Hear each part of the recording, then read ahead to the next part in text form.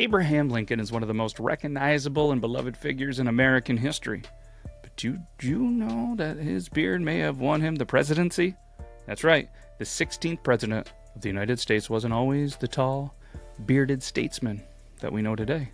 This episode of the Beardtory dives into how a simple letter from an 11-year-old girl convinced Lincoln to grow a beard, and how that beard helped secure his election, and why it became one of the most iconic beards in history. Let's go ahead and set the stage. Picture this. It's 1860 and America is on the brink of war. The country is divided. Tensions, the horizon, and the upcoming election could change everything. The Republican candidate, Abraham Lincoln, a lanky, clean-shaven lawyer from Illinois. But something was off. Lincoln was known for his intellect, his honesty, and his leadership skills. But he didn't look the part. His face, it was long, thin, and honestly, a little awkward looking. And then one letter changed everything. October 15th, 1860, a girl named Grace Bedell writes a letter to Abraham Lincoln. She's only 11 years old, but she has some very strong political advice. Dear Sir, my father is going to vote for you, and if you let your whiskers grow, you would look a great deal better, for your face is so thin. All the ladies like whiskers, and they would tease their husbands to vote for you, and then you would be the president. Now, imagine you're Lincoln. All right? You get the letter, you've been traveling the country, giving speeches, trying to win votes, but suddenly an 11-year-old girl tells you that your face is too skinny and that a beard would help you win. What do? You grow the damn beard. Here's where things get crazy.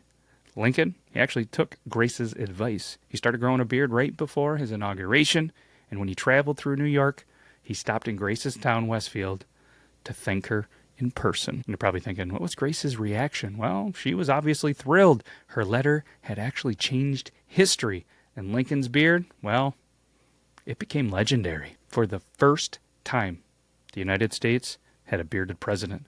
And whether he meant it or not, Lincoln had just started a new political trend. And after that, any president after him for the next however many years could, if they wanted, choose to be bearded. Lincoln's beard didn't just help him win the presidency, it became part of his identity. And by the time Civil War broke out, his face was instantly recognizable. Lincoln's beard, it not only made him look older, wiser, and more commanding, soldiers even looked up to his beard. Many Union troops grew their own whiskers to match their leader. But in 1865, tragedy struck. Lincoln's legendary beard would be immortalized in history, but he would not live to see the nation fully reunited. After his assassination, his image, beard and all, was etched into history. And even potentially as a really big rock and one of the biggest beards in the world. You know what I'm talking about. Plus, you can even see that beard, that face, on some currency. Let's get into the final verdict in ranking Lincoln's beard. Fear factor. That's at least like a, 1.4 out of 10. It's not a scary beard. Wisdom points. Makes him look a lot smarter. I'm going to go with an 8.6. Intimidation level. Wasn't overly intimidating in my opinion. I'm going to say a 2.2. Thickness and wildness. Wasn't super thick. Wasn't super wild. We're going to go with a 2.2. Historical impact. This one's pretty high. We're going to go with an 8.9 out of 10. So as you can see here, this is where Lincoln's beard ranks among all of the Beardtory beards that we've ranked. And let's be honest, Lincoln's beard wasn't the fiercest. It wasn't the most politically powerful in American history. One letter, one decision, and one legendary set of whiskers changed the presidency and maybe even the country.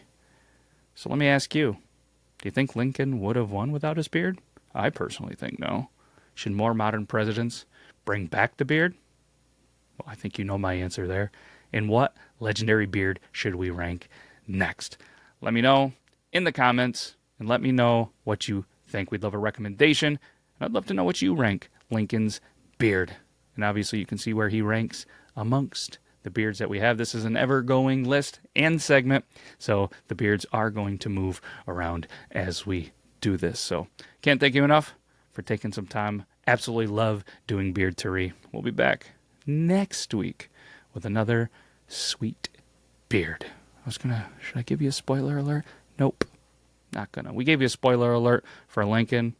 Next one, gonna be a full surprise, but there is gonna be some good ones. Some evolutionary beards coming up. There's a little bit of a hint for you. But we'll be back next week. Same time, same place. Take care, everybody.